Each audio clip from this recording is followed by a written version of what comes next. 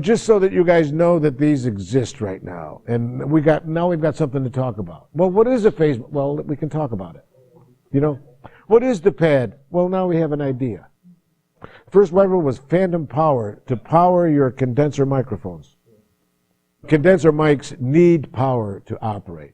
So then I talked about this. This is the input trim. That tells us we're going to regulate the volume coming into this channel. All right? Then I have an equalization section from here down to here.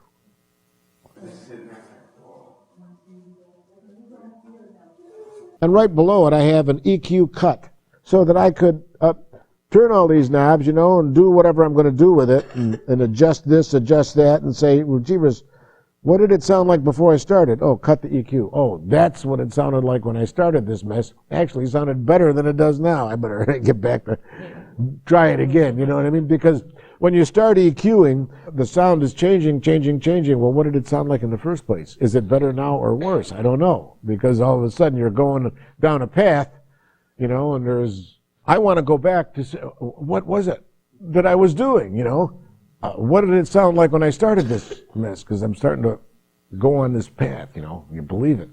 So you can cut the EQ and then get it back in. But now, the way this particular set of EQs work, this is a high-frequency shelf, which means it's like your treble knob in your stereo at home. Like the bass knob on your stereo system. You turn up the bass knob, it gets boomier. Turn up the treble knob, it gets, brighter, right? So that's a shelf. That's saying it affects all those frequencies up there around 10,000 cycles. This high-frequency select up here, that shelf, you either will boost by 16 decibels or cut back by 16 decibels. And the bass shelf down here affects all those frequencies down there around 100 cycles area.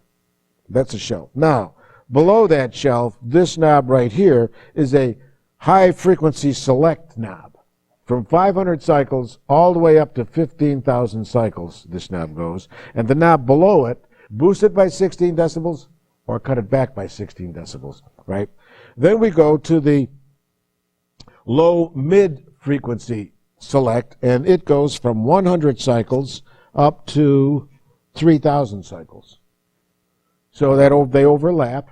So I can select a frequency anywhere from 100 cycles up to 3,000, and then boost it 16 decibels or cut it back 16 decibels. Decibels is the volume unit of sound, volume units. Cycles per second are the frequencies and the waves. Now the EQ, you are going to be surprised when you get in that room and start turning that to see just what a big effect that EQ has on your sound. It has a very big effect, which suddenly gives you the feeling of complete responsibility. That suddenly says, jeebers, I can sure mess this up good.